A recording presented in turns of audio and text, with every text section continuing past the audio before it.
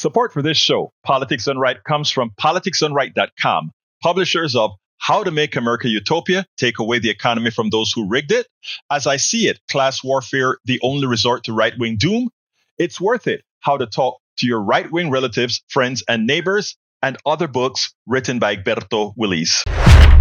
Welcome to Politics Done Right. My name is Egberto Willis. Good morning, Houston. Good morning, Harris County. Good morning to the great state of Texas. Good morning to the United States of America. And of course, good morning to the entire world receiving our signals via the magic of El Internet, formerly known as the ARPANET, created by whom?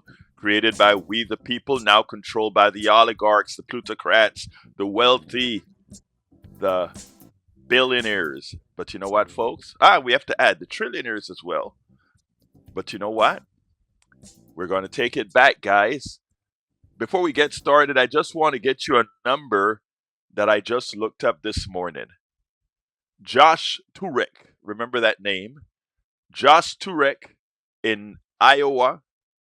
Josh Turek in Iowa has so far, under registered voters, taken a 4-point lead in the Senate race. We're talking about Iowa, folks. We're talking about a race not counted as one of the probables in all the computations about who's going to take the Senate. I'm coming to you, Jack, but I just want to start out the program saying something else. I mentioned to a friend a few months ago, be careful what the evil emanated from the right has done in this country to the psyche of millions. Beware, because we may see an election that we don't or did not expect. Of course, we got to perform now. One has got to perform. But I want folks to get a positive feeling that it still matters. The people still matters. And even your brothers and sisters that have been destornados, that have been in a state of whatever they were in to vote the wrong people into office, that has caused us pain. The empty areas on the mall, as this great state fair put on by the Führer, is where nobody's attending. People are waking up, folks. Just get that positive feeling in your gut. Get that positive feeling in your heart. But without further ado, let's move on to the genius in LS Studio. We're talking about the one and only Jack Van Bebba. Come on in, Jack. Good morning, Egberto. Good morning, Houston. We're glad you're here. All right. Good morning, This morning, Jack. We are Houston. all right, Houston. All right. This morning on Politics Done Right, the program goes to the Texas Democratic Convention, where young activists, grassroots organizers, and independent media voices show what real democratic renewal looks like. Aiden McVeigh demands health care, labor rights, wealth taxation, and justice for working family. Cody Pogue warns Democrats that simply oppose Trump will not build durable power unless the party proves that government can materially improve people's lives. E.J.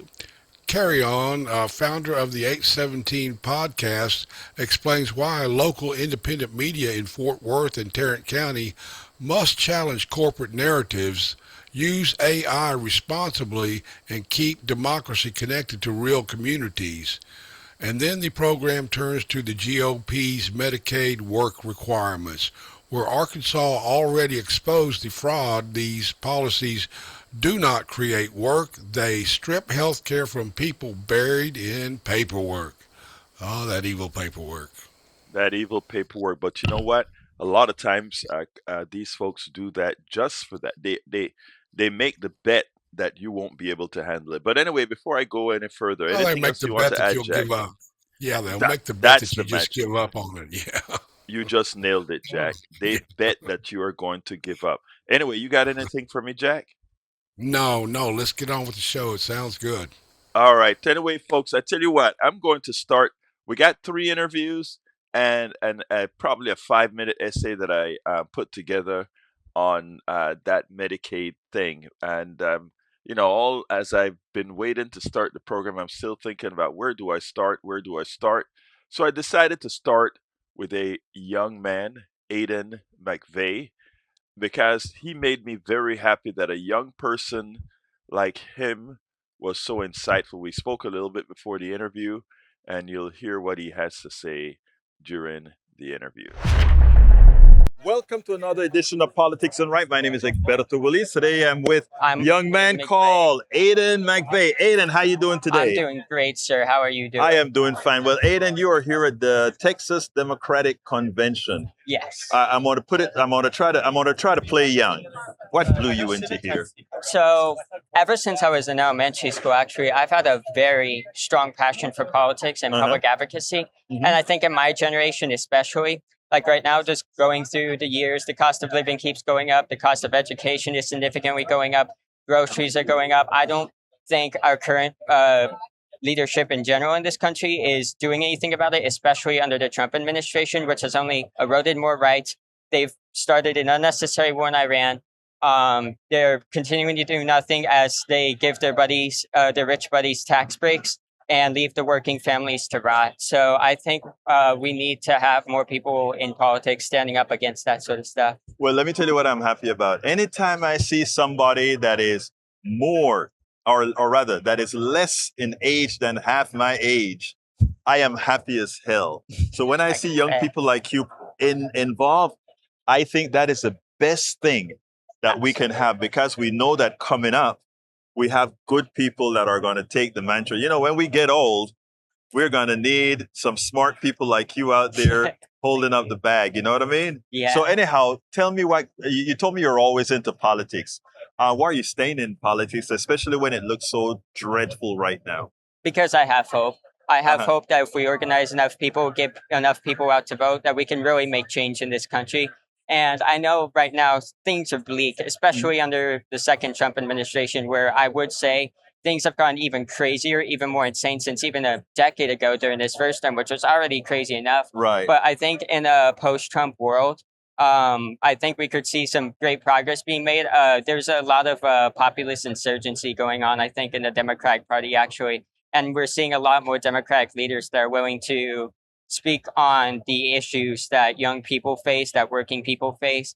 And they're going to make that the forefront of their campaign platforms. And when we elect those leaders, we're actually going to see genuine change made in our communities. I think we're having more people in politics listen to us, is what I'm trying to say. Like, people are out there listening more to the common man. Now, here's the thing that I want to ask you about. Everybody talks about what Donald Trump is doing wrong. Everybody talks about he's bad. All of those things are true. Yeah. I want to know what you are going to do right. What are the things that you can tell that you're going to do? Well, I think that what should be done, because of course we have candidates that will oppose Trump's policies, but we also need candidates that need to propose their own policies that are going to win people over. I think what we need to do is we need to have a Medicare for all single-payer healthcare system, significantly expand on healthcare access. We have a huge data center problem that's going on right now. We need to combat that. That's actually a bipartisan issue. As a matter of fact, we need to stop data centers. They're hurting our environment. They're hurting our water. They are unregulated. It is a mess.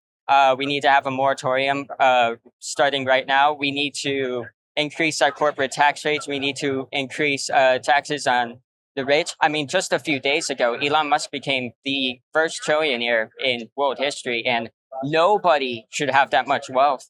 And if you're somehow getting that much wealth to be a trillionaire, you're doing some sort of exploitation, We seriously need to combat that. We need to put in strict labor regulations. We need to support our labor unions.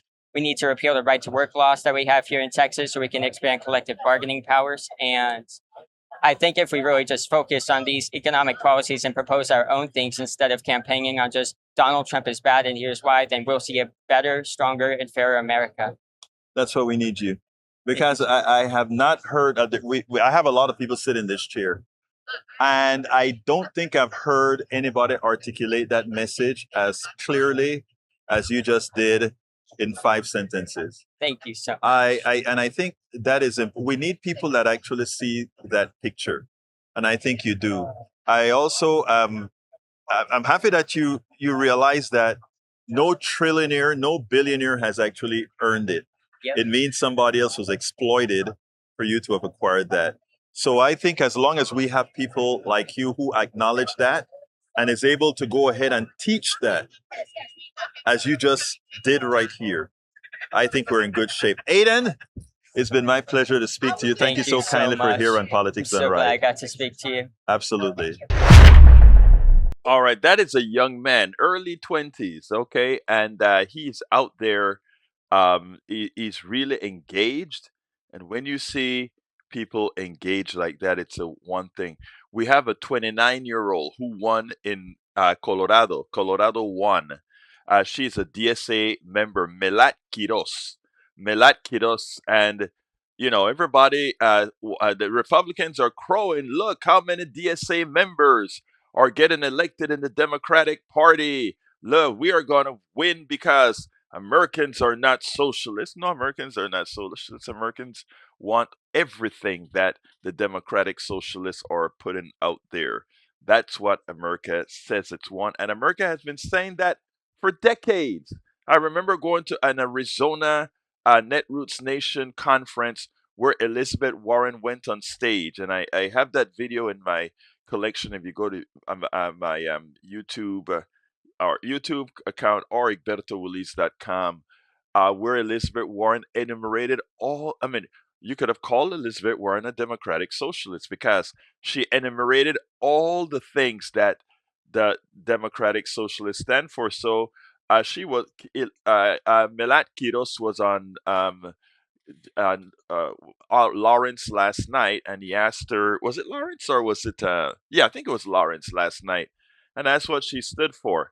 And then she came out, Medicare for all, immigration reform, foreign policy that doesn't abuse or that doesn't get our soldiers killed, economic inequality fought. In other words, don't allow people like Musk to make all this money on our backs because of our tax laws and because our labor laws allows him to do it. All these things she stood for, and then so he went ahead and he let her make her peace.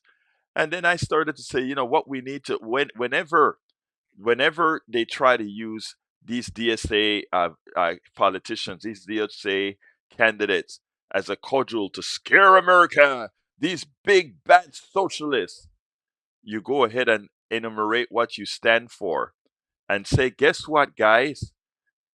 Again, you can't run from a defensive position, which the establishment Democrats always do because they have their foot in two paths. One for the plutocrat, and one realistically, yes, for the people. They're trying to serve two masters. You can only serve one. Well, I don't even like using it that way. You can only be of service to one honorable direction. You can't be of service to two. And by the way, an honorable direction doesn't mean you can't have rich people. I do believe you can have rich people, but the super wealthy that acquired things on your back, they are not wealthy per se on their merit. They're wealthy on extraction, like Uju was speaking about yesterday, which I wrote an interesting Substack column just last night, probably midnight. I got through writing that thing. If you get a chance, actually, you know what I should do?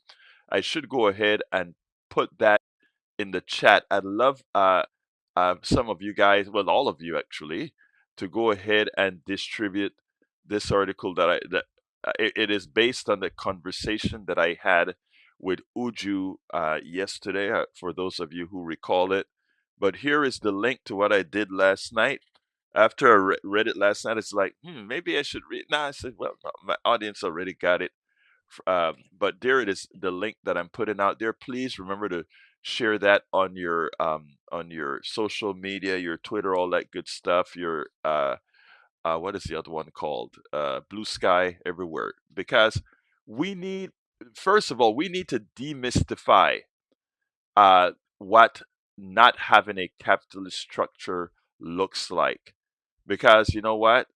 even though for us to feel good, we like to say, well, the Scandinavian countries are capitalist, even though they're democratic socialist countries. They're capitalist. No, no, no, they're not capitalist. They may say they're capitalist to make America feel good, but they're everything that, I mean, and are there capitalist structures within Denmark or different parts of Scandinavia? Of course there is. I don't have a problem against having capitalist structures. I just think having a capitalist economy is something that, because capitalism by nature has no soul, no heart, it doesn't care about anybody, as Milton Friedman, the god of capitalism, says it quite well. Read up his article in the New York Times and actually reposted at Wikipedia. The things that we speak about here aren't, we're just, they're backed by data. So anyhow, so again, that is what all these DSA folks stand for: Medicare for all, immigration reform, foreign policy, pushing to end what she described as the genocide in Palestine, and advocating. And when she says genocide, she's not only talking genocide in Palestine, she's talking about the different parts of the world where we have effected or continue to allow the effectuation of genocide on many a people.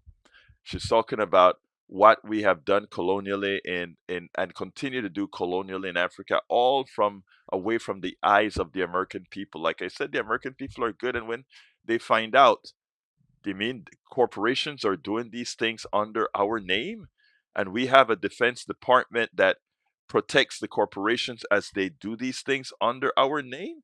Could that possibly be the case?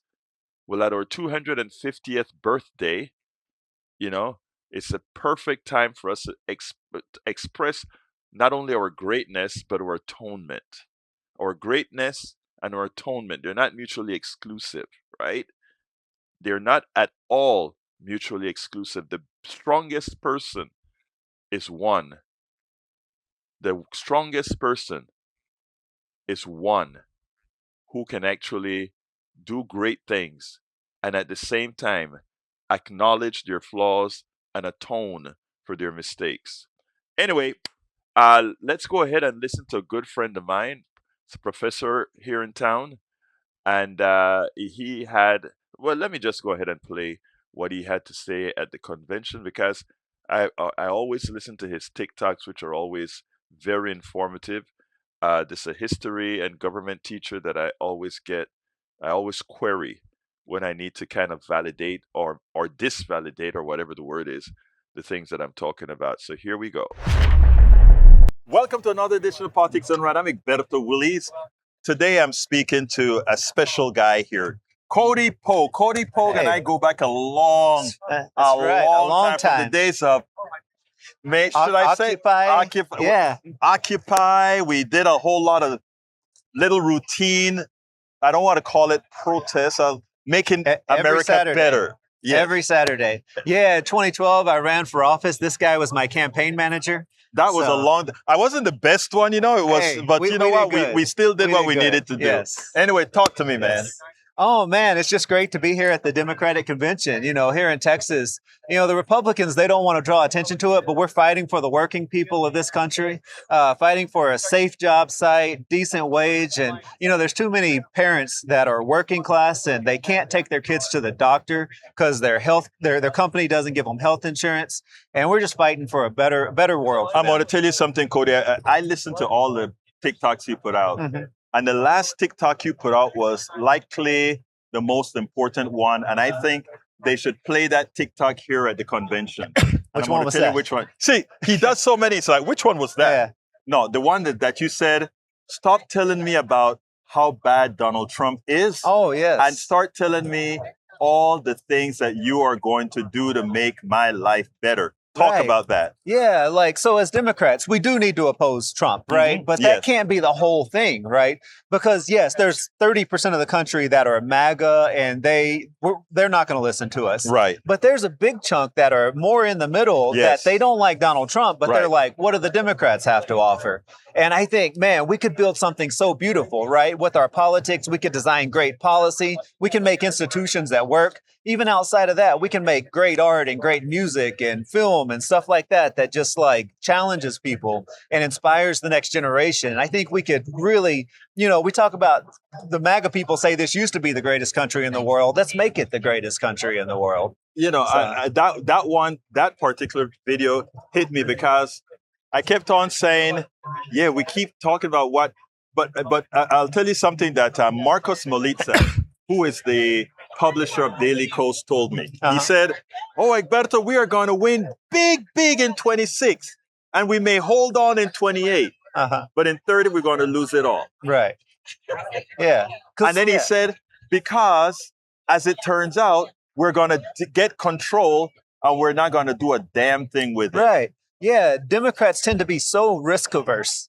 It's just like, we don't want to try anything. And it hasn't always been that way. Right. Like, look back to FDR and JFK and LBJ, right? They did big things. Right. They built big things. And they weren't scared if it worked or not. FDR had a lot of failures. Experiment, yes. Yes, he tried and it worked. Good. Exactly. Right. But you got to stand for something. You got to fight to make those things happen. You got to get creative. You got to take risks. And too often we're just so safe. We don't want to say anything that might be controversial. We don't want to try anything that might be controversial. And I think that's honestly part of Trump's appeal. Like, so many Republicans say they like him because he's honest. And I'm like, he lies everything that he says. And they know. But what they say is that he's honest in that he says what's actually on his mind instead of being so careful like liberals or like politicians generally are. But you know what? Those politicians now have learned they don't have to be careful. Right. They just come out and say whatever the hell they want to say. Yeah. So, we could dream big. We can take risks. Let's build a greater world. That's what I'm all about. Well, I love that TikTok that you did. And I think, I tell people that we have to address every single space. And especially given that you are an educator, it is so important because you know how to present the data in a form that kids can absorb, because you can actually experiment with your kids as far as, and we're not talking anything political here. Right. We're not talking anything political here. We're talking solely about education and critical thinking. Exactly. Yeah. And exploring ideas. Right. And not being afraid to talk to people who are different than you. Because I have students from all walks of life. And my goal is never to be like, I want you to be a Democrat. I want them to be a thinker. Right. And I want them to think, and I want them to challenge everything. Challenge liberal views, challenge conservative views, challenge my views. Think about everything. Right. Isn't it great when somebody challenges your views? Oh, absolutely. Yes. I mean, I think that is the most fascinating part of what I'm doing here. When people challenge me, sometimes they're on air. Yeah. And then I'll go home, think about it. And so every now and then I'll come back and say, damn, you know what? Yeah. I think you were right, man. Right. And I think that's one of the most important things. So I think too many liberals are in a bubble, right? Yeah. And I go out and hang out at my dad's ranch, and my dad is middle of the road, but a lot of his friends, they're Republican. They're Republican. And I think that talking to them, even though I passionately disagree with a lot of what they say, it keeps me like out of a liberal bubble to where I could still understand those people who are out there, right? Exactly. Because we got to win elections. It's not good enough to just be right. You have to be right, and then win. You have to win. And then after you win, you got to execute. Yes. You got to actually do something. We got to do something. I'm glad in that video you also mentions Medicare for all, something that we should all be working for. Give me a closer, Cody. Oh, it's great to be here, and I'm excited about the future. So I am excited about the future too, and we're going to do it. Cody Pogue. Yeah, it's great to have you here, my brother. You have a good one, okay? All right, you too. Take care. Yeah. All right. Absolutely. I hope at some time in the near term, Cody runs again, because we need guys like him, not only in our state Congress, but in our legislature, what I should say, but also in our Congress at large, Congress, Senate, etc. Anyway, the other interview that I want to play for you actually talks about what this young man has done locally in Fort Worth, and then we get into other subjects like AI and that sort of thing. So let's go ahead and play that, and then we'll come right back. But before I play that, I need to salute our folks. Welcome aboard, Lisa Blair out of Atlanta, Georgia, Lita Bearcat out of Austin, Texas. We've got Lynette, the traffic cop, in the house. We also have Mr. K. How you doing, Mr. K? Mr. K was a star on our 3 o'clock show as well, as I cut up and kind of cleaned up the great analysis he did on Planet A. We also had para ver quién más está aquí. E.G., welcome aboard. Cheryl Elkins, the star out of Massachusetts. Welcome to Politics Done Right. I'm scrolling, guys. I'm scrolling. Jane B in North Carolina. Grace Garfinkel, welcome aboard. Kat, Glenn Ryan. Glenn, where the hell have you been? I haven't seen you in the chat in a couple of weeks, maybe more than a couple of weeks. Or have you been just silently listening and not typing something so that I can see you're here? You know, we love having you here, my brother. How are things going? I trust all is well with you. If I missed you, forgive me. If you want me to call you out, just do it. We've got William Bill in Buffalo, New York as well. So we are all over the coast and the central Texas. Okay, let me go ahead and start this other interview, and then we'll get busy. Welcome to another edition of Politics Done Right. I'm Egberto Willis, your host. Honored to have EJ Carrion. How you doing, sir? Doing good. Did I say your name correctly? Yes. Okay. And you can say it better because you actually know Spanish. So, okay, there you I believe. Yes, I do. But anyhow, let me see. You are a broadcaster, a podcaster. Yes. Tell me a little bit about yourself. Yeah, so I run the 817 podcast, which is a podcast about Fort Worth, Texas. Fort Worth is the 10th largest city in America. Uh-huh. People don't know that, but it's also the largest Republican city in America. Oh, I didn't know. Okay, continue. We have an elected Republican mayor, Yes. Mayor Maddie Parker. She's the Republican mayor with the largest population. Okay. And why this is important, it's in Tarrant County, which is the Right. largest swing county in America. Right. Steve Bannon and all the right-wing pundits had said Tarrant County, where Tarrant County goes the country. And so Tarrant County is truly, if it is the battleground of our democracy, it's bigger than 16 states. Right. And if it's the battleground, Fort Worth is 47% of that population. Right. So really, Fort Worth is the front lines. And so we're the petri dish. What you've seen with state changing the maps in the congressional seats, that started with Judge Tim O'Hare at the Commissioner's Court Right. and us racially gerrymandering Tarrant County. You see, QAnon or the Tea Party. Right. Extremism starts in Tarrant County, and we need to become the epicenter of change. Well, that's good. It seems like you're doing a good job of it, because I think you all probably laid the foundation for what happened with Mehmet, right? I believe we were the first podcast really to have Taylor Ramett on. Right. And really helping, expand his brand and his awareness. I mean, granted, he has a great team, and they really went out and did what they could. Well, you had to. I mean, you know what the military does. If you're going to go into a place, you throw all the bombs out to soften it up, and then somebody comes in and takes a prize, right? Yeah, exactly. I feel like it's my whole. I don't know how you decide what content you say, but when what I look at is like I want to make sure there's no silent elephants. Right. They always say the elephant in the room. I feel like our responsibility as podcasters to make Right. sure that is aware and discussed Right. in public settings. Yes. 2 is identifying the marginalized that Right. needs the uplifting and the amplification. And then being okay that once those people actually become power, your position wasn't to take anything from that growth. Right. It was actually able to let go. And actually my least favorite people to interview on my podcast is people with power. I love finding the most marginalized, oppressed, and uplifting and being the first source to the story. So in Fort Worth, Texas, we do our episodes an hour to 2 hours. We do 1 big story, 3 short stories, wins, losses, and actions. So then people know what actions to take, if it's speak at city council, speak at school board, or speak at the commissioner's court. So we're always kind of not just giving them what to know, we're inspiring them to take action, because we are the petri dish of change. If Fort Worth, Texas, the cowboy city with the stockyards, where Governor Abbott says this is the Republican city on a hill and every big city should be like Fort Worth. If we can change that city, you take the heart from the Abbott regime. And that to me is why we're in the front line of that change. Let me tell you, you've mentioned something that is so important.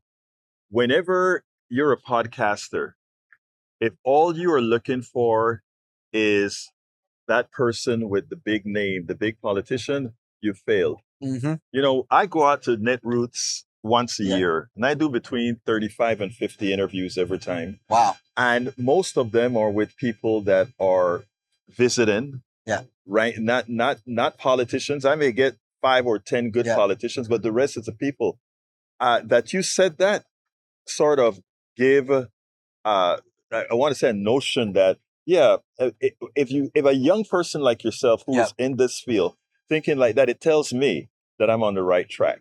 Because I tell you what, old folk, they're already gone, Yep. right?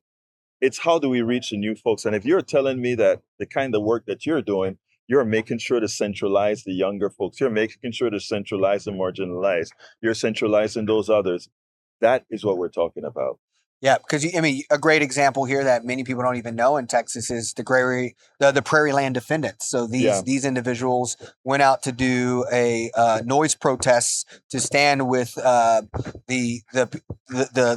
people who were captured by ICE. Right. And they did a fireworks show, and the situation turned where gunshots and a police was involved. But they just got sentenced in Fort Worth, Texas, and Trump is using them as his example of anyone who has left this ideology and you go out and protest. He's trying to eliminate that right by giving one individual 100 years and many of the others 50 years. Right. And we had the family on our podcast, months ago. Right. And I think that is like the power of local grassroots media like ourselves is like we can, one, push the envelope and make what feels not normal yet normal. Like we're that first breadcrumb to that.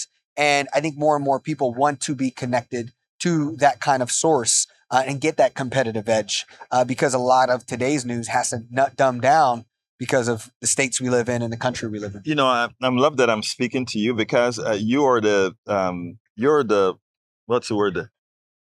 The sort of a nucleus of what independent media is supposed to look like.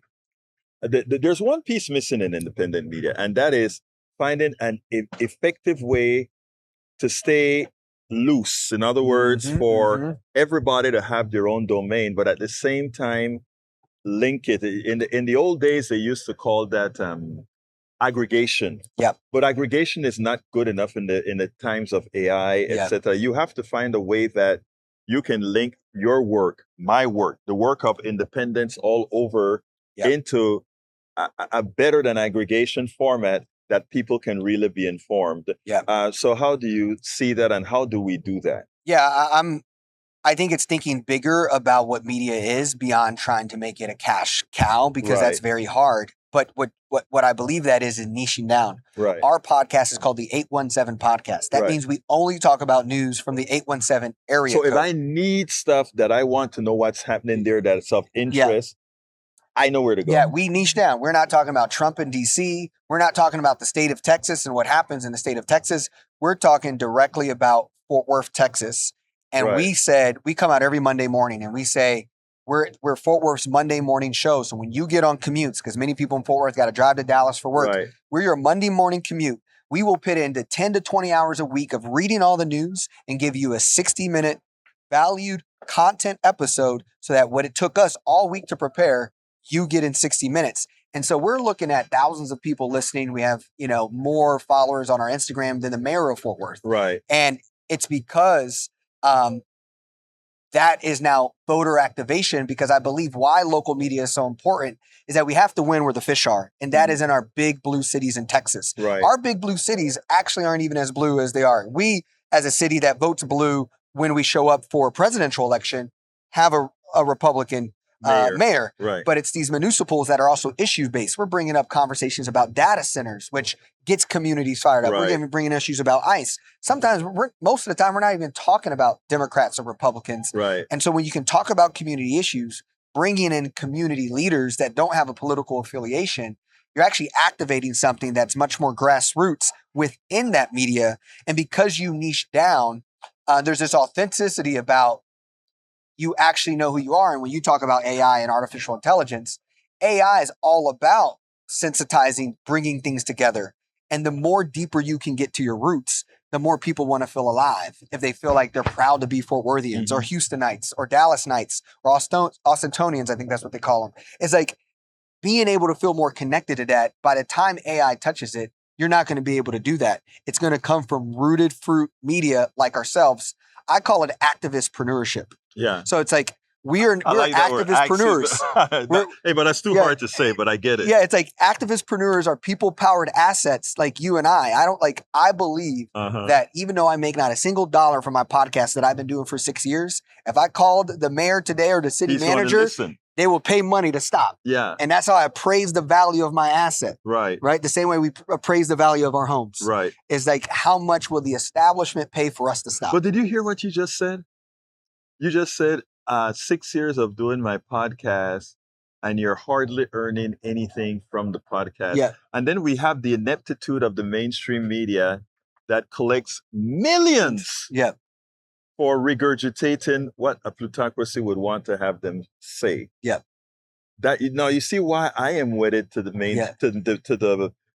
independent media, and why it is that I believe we have to platform guys like yourself. I mean, our newspaper today, that's been around forever, it's a part of the private equity McClatchy conglomerate, and they're now putting AI into the text. So literally, the Star Telegram journalist goes to the incident of situation, records, then takes the recording, gives it to AI, and AI writes the story. Okay, well let me not knock that too hard, because there You're is doing that too? There's some value. Let me give you some issues here. That's why you can go daily. They're down now, know the skill. No. Let me tell you what has to happen. You have to there are two types of stories. There are stories that you better not put through AI, like the story I wrote last night. Yeah. It was about this stuff here, and I wanted the actual flavor. But if I am debunking a story from MS Now, okay, it is a good. In fact, I think it to some extent, it would be wrong not to get if you want to be complete in a day, not to say I want to get additional corroboration. It all depends on how you use AI. AI should be used as a tool, not as an author. Yes, 100%. You see what I'm saying? Yeah. A tool, not an author. Yeah, and I think what we have to be afraid of is, the art of journalism is now the art of scavenging the human-made data that wasn't on the language learning model, and then giving it to the language learning model, the process. So the role now of a good journalist isn't actually writing anything; it's about capturing moments. Which almost just pits these writers who learned AP style writing and inverted pyramid to think differently about what it means to be a journalist. I'm glad you said that, because when I was writing for Daily Kos, I got the AP, AP inverted pyramid that you had to follow, right? And in effect, that AP following is a AI following, it's a whatever. And that's why I said, and first of all, this is not to say, first of all, I agree with you 100% that there are some stories that better not go through to AI. But you go ahead and you read the Houston Chronicle. They tell you in the product, all of these are written by AI. Yeah. But go over by a person. I think that's the wrong direction. Yeah. I think if you are going to write a story, you write your story. And if you want corroboration of your story, what do? Do you go to Google? Let's say you're writing a story. And you write about what's occurring in, let's say, in Venezuela, and you want to corroborate something. What would you do to corroborate it? One, I do mainly podcasts, but what I would do in this situation is try to talk to the people and actually that's be number boots one. on the ground. That is absolute number one. And getting rooted data like people who understand that. And second, I guess second, then I would diversify across. I go horizontal on my news outlets to then figure out what other people are saying across the spectrum, right? From Zateo to and it's fair.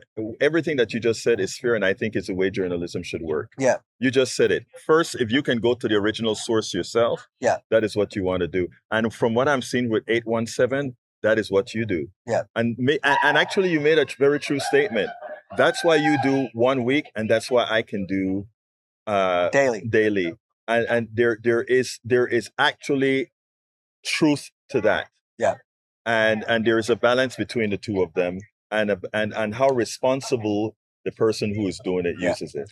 One of the last things I will say around this is what's fascinating about starting a local podcast, and I think every city should have its own local podcast, is that you actually build influence. Journalists listen, city staff listens, and it started with us reading the news.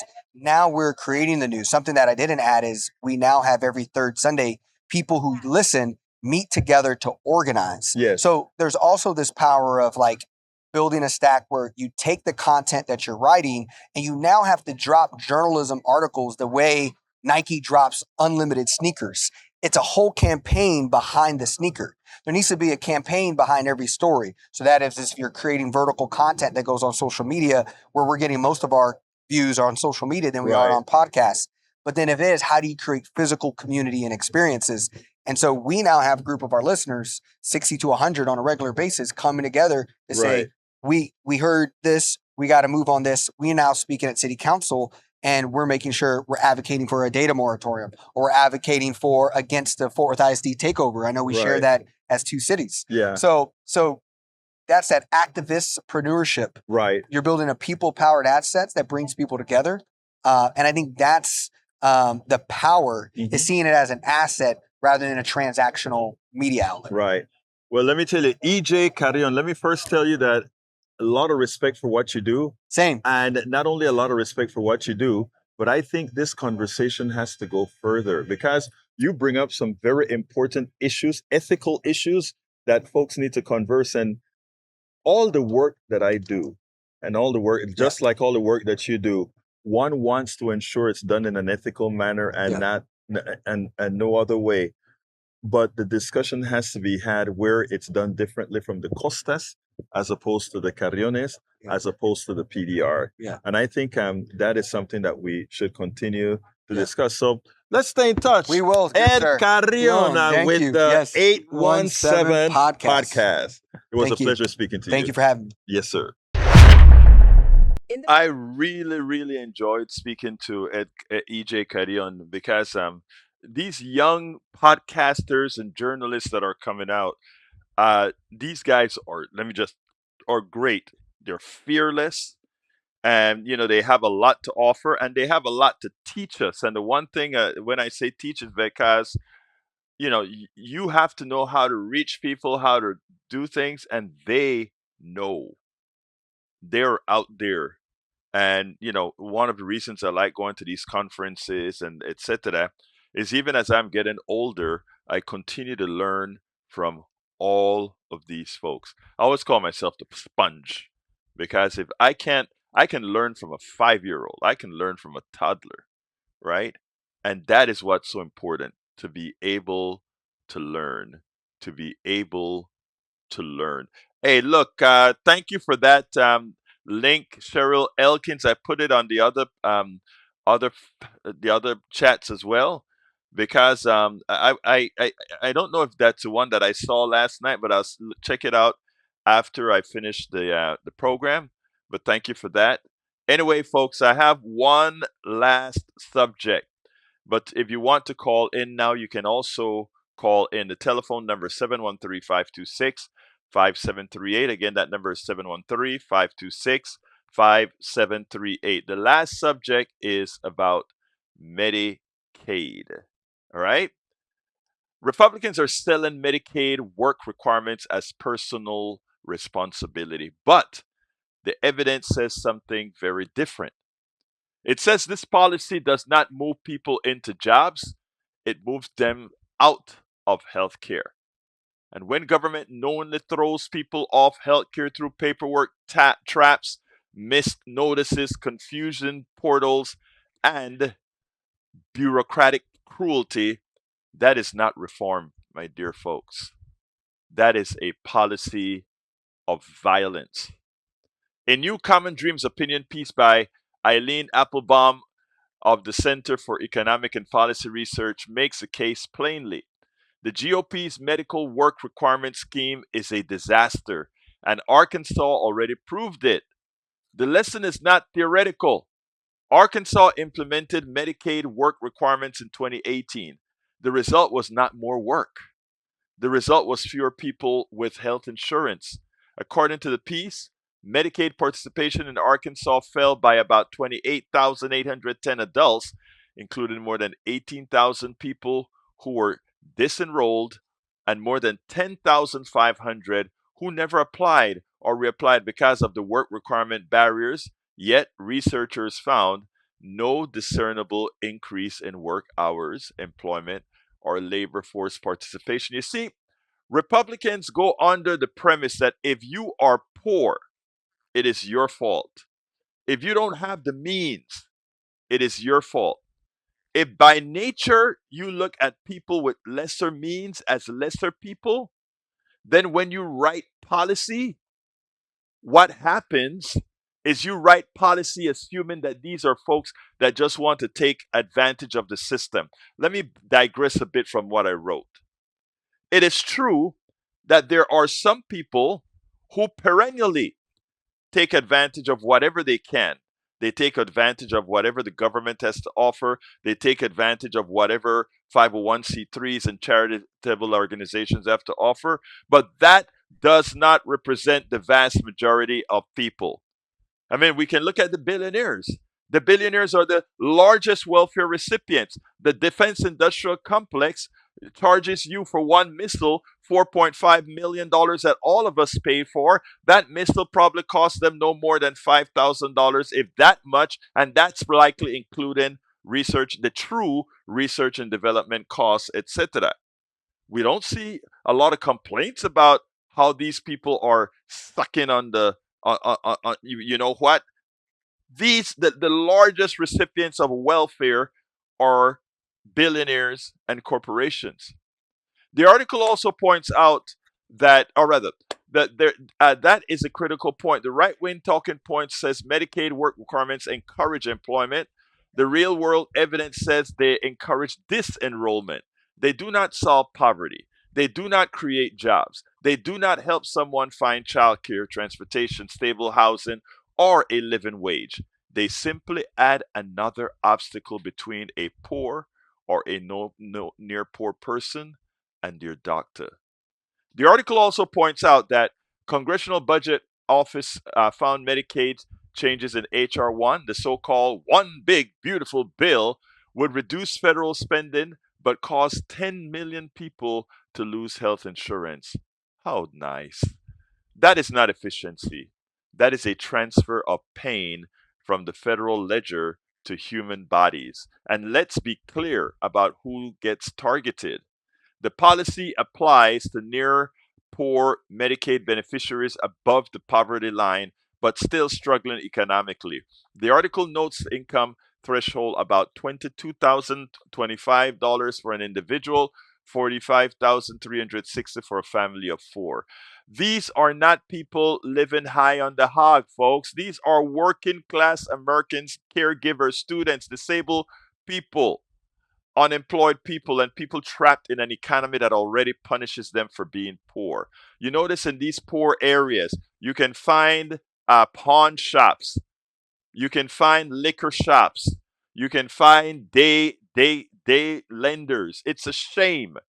The right loves to suggest that Medicaid recipient refused to work, but the data demolishes that lie. The article cites KFF's finding that 2023, 64% of Medicaid adult ages 19 through 64 worked either full-time or part-time. Nearly 30% of those not working were caregivers, disabled, or attending school. Most of the remaining 8% were retired or unemployed. In other words, the overwhelming majority either worked or have legitimate reasons they are not in the paid labor force. So, what does a GOP policy really do? It creates paperwork churn. It forces people to repeatedly prove eligibility. It makes disabled people prove they're disabled enough. It forces working people with unstable schedules to navigate reporting systems. It punishes people who miss a form, misunderstand a rule, lose internet access, or even receive a notice. And then politicians call that saving money. But the money is not saved in any moral sense. Someone still pays. A diabetic who loses coverage pays. A cancer patient who misses treatment pays. A rural hospital that absorbs uncompensated care pays. A child whose parent gets sicker pays. A state budget strained by administrative costs pays. The federal government may reduce its Medicaid spending, but the suffering does not disappear. It gets privatized onto families. The article also criticizes the Trump administration, Health and Human Services briefing that claim Medicaid work requirements would increase employment and reduce poverty. Applebaum argues those claims rest on fantastical assumptions, including scenarios where 80% or even 100% of affected Medicaid recipients increase work participation. That is not serious policy analysis. That is ideology dressed up as math. And the most damning omission, the HHS briefly reported ignored Arkansas, the one real world Medicaid work requirement experiment that matters most. Why ignore Arkansas? Because Arkansas tells the truth. It shows that the policy kicked people off coverage without increasing employment, and federal judge eventually paused and later struck down that Arkansas work requirement because the evidence showed damage, not progress. That is what Americans must understand. Medicaid work requirements are not about work. They're about reducing the number of people covered by Medicaid while pretending the government promotes independence. It is the same old conservative trick. Create a barrier, blame the victim for failing to clear it, then celebrate the cut as fiscal discipline. A humane society does not condition healthcare on bureaucratic compliance. A democratic society does not make poor people, prove their worthiness over and over to receive basic medical care. A moral society does not use illness as leverage to force people into low-wage jobs without support. The progressive position is simple. Healthcare is a human right. Medicaid should expand, not contract. Government should remove barriers to care build for people. If politicians truly want more people working, they should raise wages, protect unions, fund childcare. Arkansas already delivered the verdict. It does not work. Betty, line number 1. Morning, Alberto. I have something to say about AI. Our brain was made, to learn, a learning machine, not AI to make it stall. A study test, one group AI, the next group no AI. AI group won the test, and when they stopped using AI, they profit 20%. Alberto, limit your time on the web. Danger. Love y'all. Love you very much, Betty. Anyway, folks, please remember Coffee with Egberto, Zoom Iced Coffee with Egberto, tinyurl.com/coffee with Egberto. Sign up, it's free. All provided by Cheryl Elkins out of Massachusetts. We have fun from all over the country speaking together. Please go ahead, sign up, Coffee with Egberto, tinyurl.com/coffee with Egberto. Let's go to line 1. Bill, come on in. Yes, Egberto, I wanted to mention your discussion about, independent media was so important today. And, we look at how the right rose to this powerful position they're currently in. And they did it with lies and small market independent media like Alex Jones, people that got followings with no truth, no honest journalism, but they were able to build it. And we've got to build the same way, only using truth and honesty, and get back the country that we've virtually lost to these people. And the thing that we should remember on the way back is that the work is hard. And so just because we're telling the truth and we're being honest doesn't mean it's going to be easy. But it's still far more rewarding and better for everyone when we win. That's all I wanted to say. Thank you. Bill, I appreciate those words, and you are so right. And that's why we have to make sure that the KPFTs stay around, because while we work to do the work, we do it at a very low cost. So keep investing in the politics done right and the KPFTs, etc. Because that is how the other side won. The difference between us and the other side is they were well funded for the misinformation that they provide. In fact, I've told a story about of calls and actual texts that I could show where the right has been trying to recruit politics done right to change to the right, and they made it quite clear there's a lot of money to be made if that is done. But so, folks, you gotta understand what's going on here. Thank you for those words, Bill. All right. Anyway, folks, let's see. A lot of people came in. Lodi, welcome aboard. Thank you for being here, EG. Thank you for being here as well. Para ver quién más está, I have to scroll up. But anyway, EG says Nick Paro and some other people, including myself, have been posting about the charges to disability support. Nick talked about it on TV last week. Yeah, look, it's funny because they made the worst of it take effect on in 2027 after the election, and the expectation was that enough bad things would not happen before the elections. Well, guess what? A lot of people have already lost their insurance. A lot of people have already lost their Medicaid. So no, people have to prepare. It doesn't just happen one step, and it's happening already. Jack, give me a closer. Let's go ahead and start getting out of here. All right. Why does America always have to be the greatest? Why can't we be one amongst many? Steady, dutiful, ethical, honest, humble, altruistic. We need to love the planet over country, abolish war as a means of doing business, declare billionaire wealth as criminal because at this level of wealth it is always used against the people and undermines democracy. As America reckons with itself, we must atone for its misdeeds, redesign our economy to provide for the people, not concentrate wealth in the hands of the few. Greed is not good, it's destructive and cruel. Open your eyes to the cruelty this country is perpetrating on its people, the world, and the planet's ecosystems. Thank you for that, Jack. And let me just let you know, saying you're great doesn't make you great. The way you treat other human beings make you great.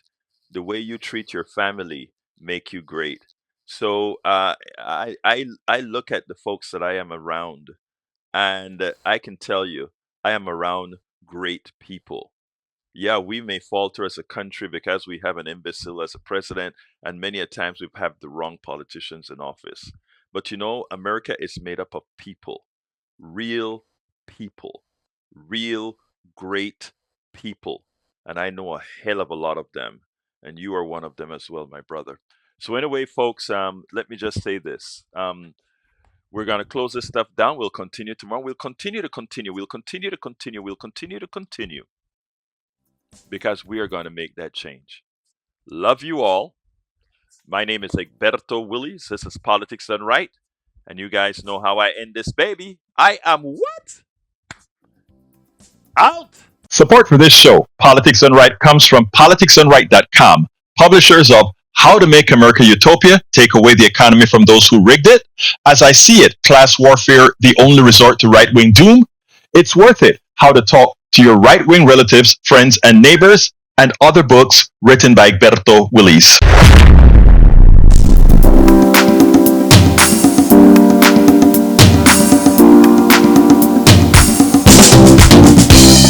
Welcome to Politics Done Right. I am your host, Egberto Willies. This is a progressive program that will take the mystery out